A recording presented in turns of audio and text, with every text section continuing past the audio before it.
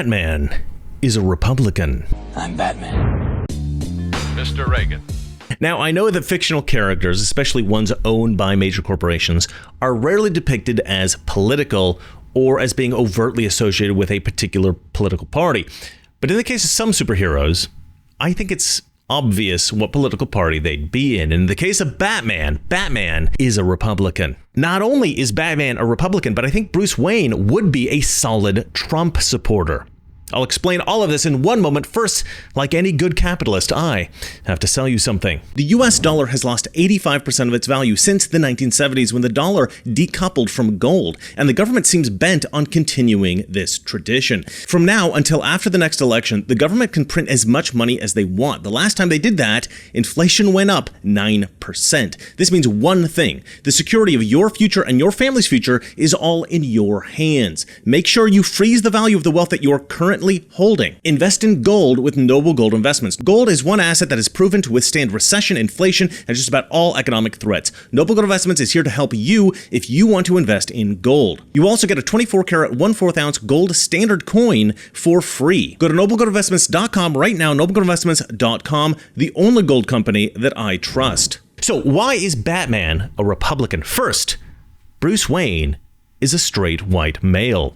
Straight white men, according to Pew Research, are 61% Republican and only 32% Democrat. This is, of course, because white men don't have time for delusional nonsense, and Bruce Wayne is no exception. Also, Bruce Wayne is a billionaire. 43% of American billionaires vote Republican compared to just 24% who vote Democrat, according to Forbes. And Batman is a law and order superhero. Republicans are known for a tough on crime political stance. Democrats want leniency for vicious criminals. Just look at the prosecutors that George Soros has installed. George Soros, incidentally, would make a great Batman villain. Just saying. Anyway, there is this idea among so-called progressives, all right, that black criminals are just a product of circumstance. They're not actually bad people. They're just victims of an unfair system. Well, Batman does not suffer fools. If you're a criminal and Batman crosses your path, you're in for a world of hurt. He doesn't care if you're black or if you're Muslim or if you're an immigrant. You're probably not going to be leaving the scene of that crime without at least a broken leg, probably worse. Batman doesn't stop and say, you know what, I can see that you're a black man, and so despite the fact that you've participated in a very dangerous drive-by shooting, injuring several innocent civilians, I imagine that you've had a difficult time navigating the systemic racism inherent in the American judicial system, and therefore, I'm going to let you go. No. Batman just beats the living daylights out of you and leaves you to bleed out on the pavement. And consider that Batman doesn't rely on the government to solve the problems of Gotham City. Bruce Wayne realizes that the government is often corrupt, and thus he goes out as Batman to conduct vigilante justice because the system has failed. Democrats want bigger government. They don't trust the cops. They want the police defunded, but they also want the government expanded, and they want to give more power and money to politicians. Democrats are idiots. In the Batman stories, government is often shown to be corrupted. Many Batman villains have been politicians at one time or another, most notably the Penguin and Harvey Dent. Incidentally, the only man in government that Batman trusts is Commissioner Gordon, a police officer. Many Batman villains are clearly of the political left. In the film The Dark Knight Rises, the villain Bane is very much a communist revolutionary. The great strategy of the Marxists was to burn capitalist nations to the ground, so out of the ashes would emerge a Marxist utopia. This was Bane's plan exactly, punishing the capitalists. And of course, the most obvious example of a left-wing villain in the Batman universe is Poison Ivy. Poison Ivy is, as I'm sure you know, because she is very overtly this way, she is an environmental terrorist. In the movie The Dark Knight, the Joker can be characterized, I think, as a hedonist. The Joker has no clear ethical standards. Rather, he's a narcissistic maniac who will work very hard in order to see his twisted personal desires fulfilled. Batman, in contrast, is selfless. He will sacrifice himself for the city. Is this not a perfect illustration of the difference between Republicans and Democrats? The Republican adheres to a moral code of duty and moral good, while the Democrat preaches, it's not your fault that you fail, it's society.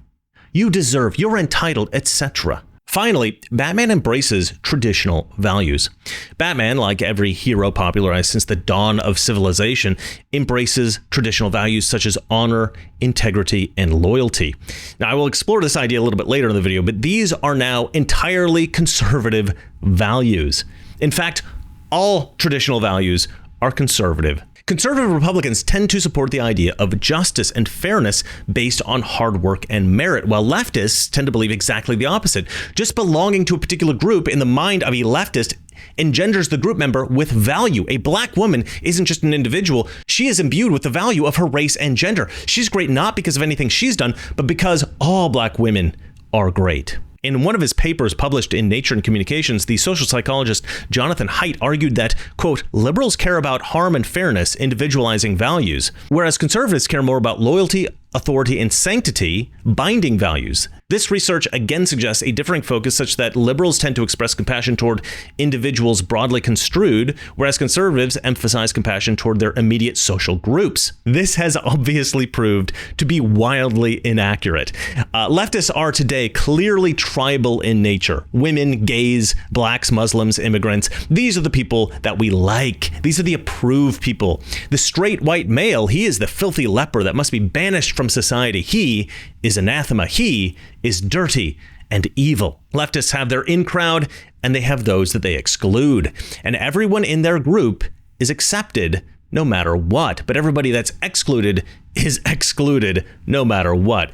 Your individuality to a leftist only matters after you've been either accepted or rejected because of your demographic categorization. Leftists pretend to have these standards and these codes of ethics. Leftists pretend to care, for example, about individual expression. When I was in high school, wearing a nose ring was considered by the more left-leaning types as a unique expression of individuality. But the irony was not lost on me, even at that young age, that all these kids uniquely expressing their individuality we're all doing exactly the same thing. Uniquely expressing one's individuality seemed a lot like desperately attempting to belong to a group, a gesture of conformity. Today's high schoolers demand to be called by unique pronouns. And again, this is the thin facade of individualism, covering up the reality that this is just a popular trend.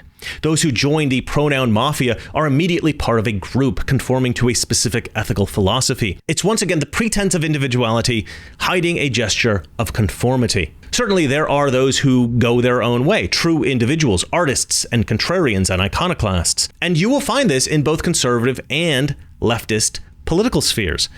There are leftists so radical that they alienate themselves from most of society. But there are probably even more conservatives who so firmly stand by their ethical principles that they reject society completely. And some might say that the adoption of any religious principles is an indication of conformity, and that it is accepting a group values over individual values. But this notion is, of course, ridiculous. The question of individual liberty is not one of exclusive individual values over the values of the rest of humanity. Rather, the question is how much sovereignty should a person have within the parameters of a functioning society? That is, without disrupting the harmony of the society, how much liberty should the individual be granted?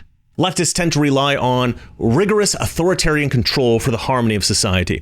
Leftists tend to want the government to dictate everything. They want to take control of certain industries. They want to dictate what journalists are permitted to report, and they want to dictate what I'm allowed to say here on YouTube. The question is, who really facilitates the liberty of the individual? Who actually wants Americans to be more free? Republicans are truly the party of rugged individualism. And what better example is there of the rugged individualist than Batman? The truth is that just about all of our heroes, mythical champions, fictional protagonists, they're almost all Republicans, or at least conservatives. There are a couple of characters who are overtly leftist. Green Arrow is the most famous of these in the comic book world, and I think Aquaman has been written as a kind of Captain Planet of the Seas in some iterations. But the vast majority of heroes in comic books, in literature, in cinema, etc., the vast majority are conservative, and they are certainly so by the politics of 2023, because the Democrat Party today, and leftists generally today, they have abandoned all universal values. We used to admire heroes who were strong, intelligent, noble, bound by a sense of duty. duty to God, family, and country. Heroes followed a set of ethics that our society has revered for centuries. Democrats have abandoned all of these values, and worse still, they consider them archaic and even bad. I'm watching a bunch of these old movies with Gorka from the 80s for a segment on his radio show called Make Movies Great Again. And so many classic stories are about fathers and sons. And there is something about that relationship that can affect people on a level that few other things can. And perhaps it's because we rely on this relationship for the preservation of our values for future generations, or perhaps it's just that, we experience these relationships ourselves and we love and respect our fathers and we love and respect our sons. And we see how important fathers are in our everyday lives. And women also see the critical role of the father and they respect this. And it's just a very powerful dynamic. But whatever the reason is for this powerful emotive response that we had to these stories, the left dismisses the father. The left only wants to celebrate the mother. They want to celebrate particularly the single mother. And one reason, I think, is that the single mother is often reliant on the state. The state becomes the father, the provider. And if a mother relies on the state, then the state must expand. And those who advocate for an expansion of the state, the Democrat politician, they will get the vote of the single mother who relies on that state. And fathers are an impediment to all of this. And so to the Democrat, fathers are bad. Also to the Democrat, crime is only bad sometimes. Trump, after being accused of a documents rule violation, is facing life in prison, while Biden, after selling out American foreign policy for bribes from foreign interests, he isn't even being investigated. Never mind that Biden actually broke a worse documents rule, committing an actual crime, as he was not the president when he violated the rules there. BLM and Antifa protesters are called peaceful, while January 6 protesters are called terrorists, hunted down and put in jail indefinitely, while exculpatory evidence that could free them is withheld. The left believes in personal ethics, your truth, but they don't believe in personal responsibility. There are so many things that a hero personifies that the Republican Party personifies, or at least conservatives with conservative values personify, and that the left totally rejects. Leftists have not only abandoned traditional values, but they've replaced these values with nothing.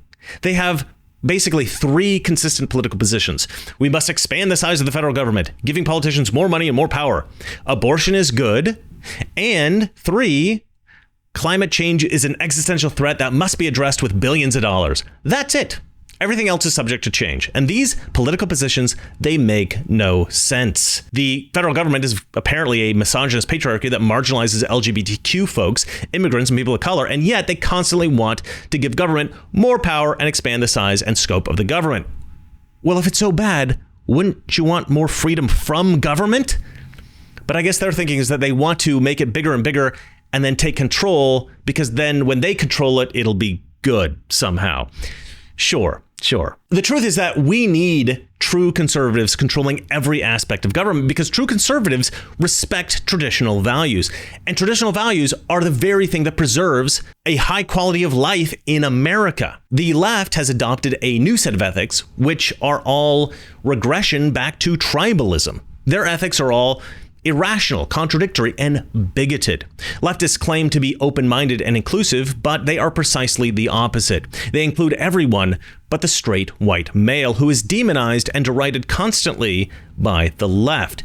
And then they regard anyone else in their network of favored groups as an evil traitor if they vote Republican. My favorite example of the double standards that leftists have is that if a man leaves his wife for a secretary, right? Leaves his wife and kids, runs off with the secretary, divorces the wife, abandons the kids, runs off with the secretary, a much more beautiful, younger woman. Everybody says that guy is a piece of garbage, right? That guy's a philanderer. He's an adulterer. He's a bad person. He's a douchebag. He's a degenerate. Nobody likes that guy. But if that same man who leaves his family for his secretary is leaving his family for his male secretary, well, then he's celebrated. He's fabulous. He's gone off to go live his best life, right? He's going to be his true self. He's going to go party in West Hollywood with the other gays where he belongs, right? Well, why isn't the guy who runs away with his female, younger, more beautiful secretary, why isn't he living his truth, right? Why isn't he just like born to be with a younger woman woman and that he's just realized that later in life, right? Why aren't we celebrating that? Because he's a douchebag. All right. Everybody's got temptations to do some kind of nasty thing to their family or people that they love because they're selfish and they're narcissistic and they want to do whatever they want to do, at the cost of whoever else is suffering. They don't care. Right. That's true of all of us. We all have opportunities to basically do what we want at the expense of other people's happiness. We always have that. And we stop ourselves from indulging because we don't want to hurt the people that we love. It doesn't matter if you're running away with your secretary and it's a woman or it's a guy. You're a douchebag either way. But the left doesn't see it like that. They will celebrate you no matter what if you come out as gay, no matter who it hurts. You see, Democrats have dropped universal values for favoritism. Instead of being like, you're a good person, so I like you, they're like, you're a black person, so I like you, or you're a gay person, so I like you, or you're female, or you're trans, or whatever it is. And it's funny because Democrats pretend that they hate bigotry and unfairness, and yet Hollywood, the most radical left industry on earth, they are the least fair, most bigoted industry on earth. You will succeed in Hollywood really only via two paths: nepotism and favoritism. If you're related to somebody powerful, you will succeed. If you're in a favored group, a woman or a gay person or black or whatever it is, then you have a good chance of being successful. But if you're a straight white male with no connections, no matter how brilliant you are, good luck. Maybe you could break in like 20 years, but not today, not in 2023. As I said, Democrats have devolved into a philosophy of tribalism. When you have no universal values, tribalism is all you have left. The left no longer judges anyone on traditional Christian values. If you steal from somebody or you assault somebody or even if you murder somebody, you're a bad person. Maybe you're a bad person or maybe you're justified. And it's not about what your victim has done to deserve the attack. No. It's about what group they're from. If you're a woman or LGBT or black or Muslim or an immigrant or one of the other myriad of types that they've included in their tribe, well, then you're one of the good ones. But if you're a straight white male, then you're the bad guy. And that's it. They have devolved into a political party based solely in bigotry and hate. If you're part of the leftist tribe, you can be confident in your brilliance just by being one of the tribe. But if you're outside that group, then you're not just inferior, you're evil. And they've replaced virtue with narcissism. If you take down a maniac in the subway, you're only a hero if you're the right skin color. And the maniac you took down, they also have to be the right skin color. If you're white and the maniac is black, good luck. Democrats will label you the villain. And the maniac you took down, well, he is just an innocent victim. Good and evil is no longer a matter of duty to God or family or country. Not to Democrats. No, it's a matter of the demographic groups to which you were born. The Democrat Party has adopted a philosophy of intense narcissism driven by vicious hatred. And this philosophy is very attractive to underachievers because the Democrat Party says you deserve XYZ even if you're achieving nothing in order to attain XYZ. Women deserve to be executives. Even if a particular woman is ill-suited for the position, she deserves it because she is a woman. Stacey Abrams deserved to be elected as governor, not because she was the best candidate, not because people wanted her in that job, but because she's black, because she's a woman, because she's obese, because she's marginalized, she's intersectional, and that's who deserves everything. Not the white man who is naturally gifted, works hard his whole life to achieve great things, sacrifices his time, sacrifices his money. No. He deserves nothing because he's white, because he's a man, because he's straight, because he's a Christian. As I said, the Democrat Party is now the party of narcissism and hatred, and the hateful narcissist does not make the best superhero. It's common today to see female characters embody the Mary Sue archetype. This is the flawless female protagonist who's smarter and stronger and better than every other character in every way. She's always proved right, never makes a mistake, and conversely always proves everyone else wrong, especially men. I watched the new Mario Brothers movie the other day. Everybody said it was a great film, totally not woke and great for kids. And in many ways, that is true, but they basically made Princess Peach the quintessential Mary Sue character. She's better than Mario at everything and actually serves as a sort of Obi-Wan Kenobi character, teaching Mario how to fight and all that kind of stuff. And she's better than Mario in every way.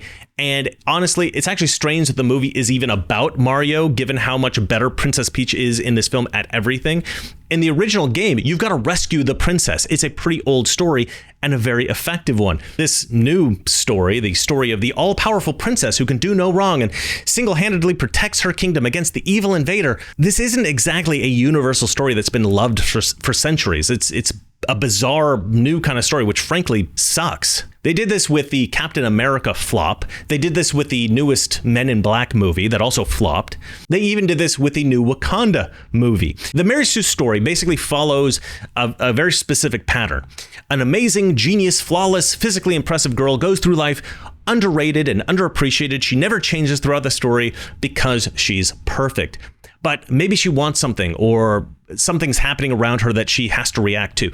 In any case, she's always proven right and everybody else is always proven wrong. And in the end of these stories, she doesn't prove to everybody that she's amazing, really. That's always been obvious all along. What happens is that those around her merely wake up to this reality. That's how these movies tend to end. And then, she gets what she wants, or she's finally free to be as awesome as her potential has always promised. And that's it. That's the whole story. Amazing girl is finally recognized for being amazing. It's a kind of fantasy fulfillment for unimpressive people. Are you a woman? Have you achieved nothing in your life? Are you utterly unimpressive? Well, maybe you are actually amazing, and the people around you just haven't realized it yet. Back in the 1980s, you'd get these stories where a guy wants a girl or whatever, right? And he's kind of a loser, so he gets rejected by this girl. But then, by the end of the story, the guy has grown and developed and conquered his fears, or, he's accepted all these challenges, he's gone through these trials. By the end of it, he's grown to become the great hero that the girl wants. And finally, he gets the girl. Or maybe by then, he rejects her. Maybe he's found somebody else. But in any case, this kind of story resonates with us because as children, people are mostly useless. And then over time, we learn to become impressive and accomplished, and the world recognizes our greatness because we do great things, not because we're just intrinsically awesome.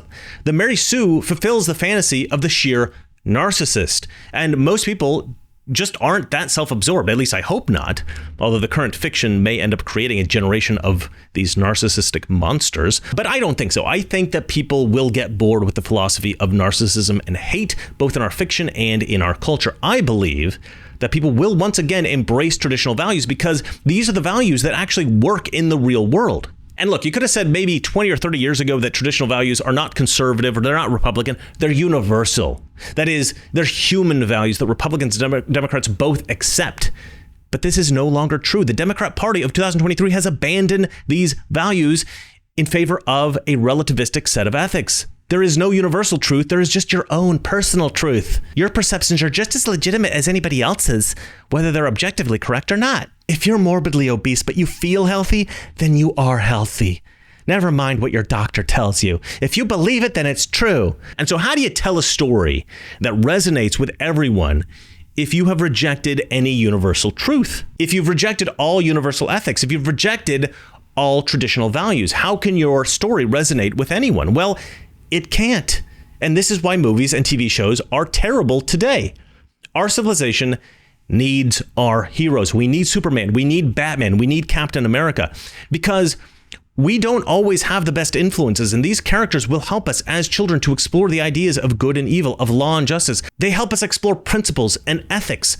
Sometimes even as adults, they help us navigate these tricky questions. And so I say, let's bring back the traditional hero with the traditional values and stories that relate a traditional message. Because the greatest heroes that we grew up with are modern day mythological characters. These characters are all great because they embrace traditional values. And at the end of the day, Batman is a Republican. I'm rich. Well, that's it for me. And remember, it's not that our liberal friends are ignorant. It's just they know so much that is not so. Good night. Those who would trade our freedom for the soup kitchen of the welfare state have told us they have a utopian solution of peace without victory. They call their policy accommodation. I want to hear only, is it morally right? And on that basis and that basis alone, we make a decision on every issue.